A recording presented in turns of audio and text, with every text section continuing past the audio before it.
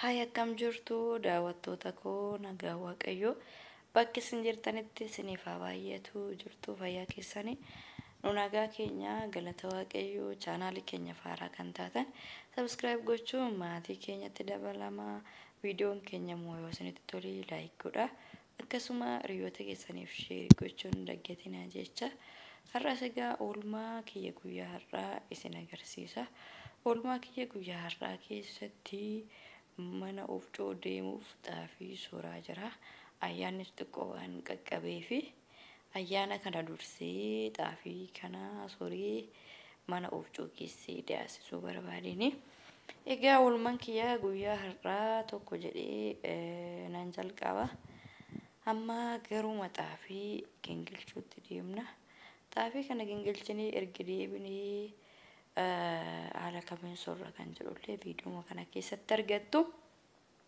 egaa xaafii baay'ee yoo qabdan yookiin maddee isaa ta'u baay'ee isaa ta'u mana ofcoo geessanillee soruun ni danda'ama garuu immoo yeroo baay'ee xiqqoo haala tokkotu haasa'ama innis namoonni mana ofcootii warri sooranii nama shawadu midhaani namaatti waan hin taane naquu waan akkasitti odeeffama tarii dhugaa ta'uu danda'a tarii soba ta'uu danda'a garuu immoo humna ofii qusachuudhaaf yeroo ofii qusachuudhaaf osoo achi geeffatanii namaa sooramee namaa daakamee fudhatanii baay'ee tokko namatti tola garuu yeroo kana immoo dhaga'anii duubatti nama deebisaa anu fi gootii yeroo jalqabaatiif illee achumatti isaan naasoranii naadaasisanii dhaqee fudhadhe amma immoo uffummaa kootii mana koo keessatti akkuma isaan sooranii gingilchanii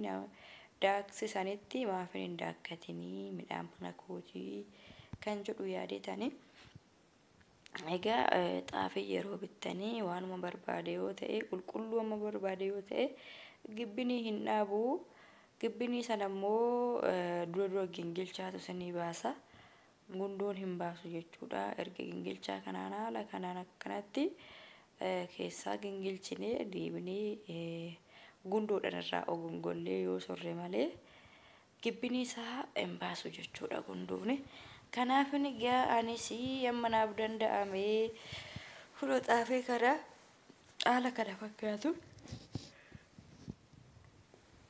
haala kana fakkaatu nin gingilchaa jira hordoftoota keenya no akkuma argitanii xaafiin kiyyaas xiqqoo hin jedhamus baay'ee hin jedhamus giddu galeessuma haala kana fakkaatuun gingilchee yeroon xumure immoo gara soraattan deemaa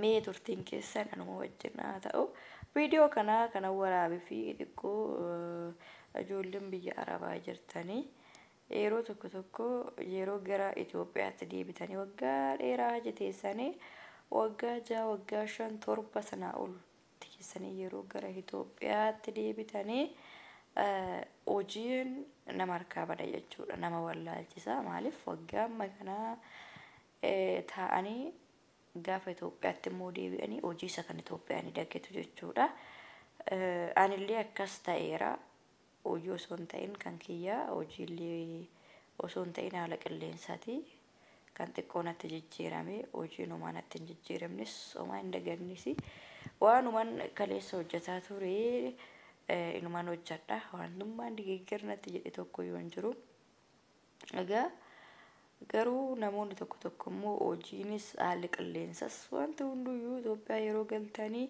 digeeggir isinitti jedha kanaafuyyuu akkuma dhuftaniin yeroo Itoophiyaa akkuma seentaniini waan hundumaa qalxaffi jettanii hojiillee waan marallee daddaftanii baqqaatti socho'uu qabdu malee namas yeroo baay'ee namni naaf hojjetu jettanii yeroo baay'ee namatti yoo of kennitanis yeroo baay'ee sana harkuma namaa waan eeggattanii fi kanaaf ufuma keessanii dandeettii hojii keessaniillee wantoota garagaraatiif isiniif ta'a waan ta'eef wantoota manatti sooramu wantoota hojjetamu mana keessatti ofiinis yaaluun baay'ee barbaachisaadha guyyaa rakkinaa tokkoof nama gargaara yeroo hunduma namaan kana godhii namaan akkas naa godhi yoo jettanii harkuma namaati hedduu namni sunuyyuu akkas naa godha dhufee waan jettanii fi keessan kaka'iisa isiniif hin qabu.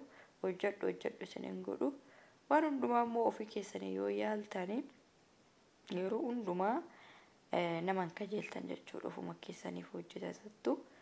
Kanaaf egaa hordoftoota keenya har'a egaa anis xaafii kana namaan na gargaari yookiin mana huccuu geessee naasoraa jedhee akka kanaan du'aatti inni daakne jechuudha.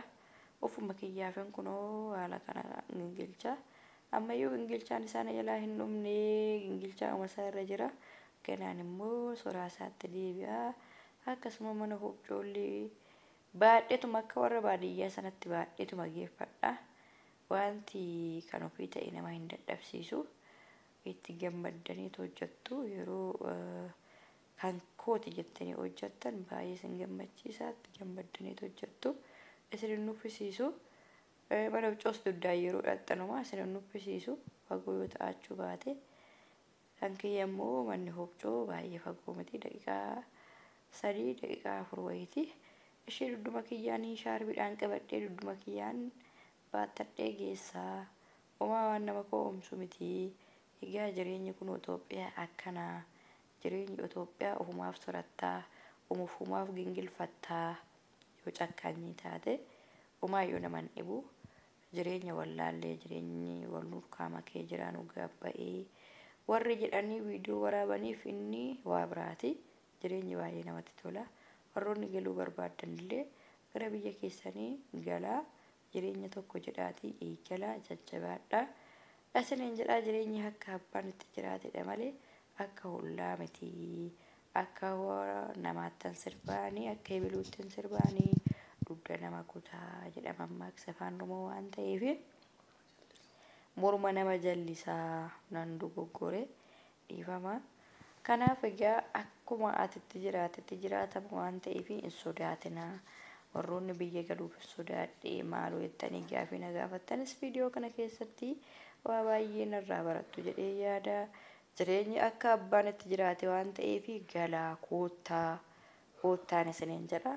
Waanummaan nama dhibu tokko yoo hin jiru kunoo xaafii keessan akkanatti bitattanii akkaatti soorattanii daasifattanii nyaachuu bichaadha koottaa isiniin jedha.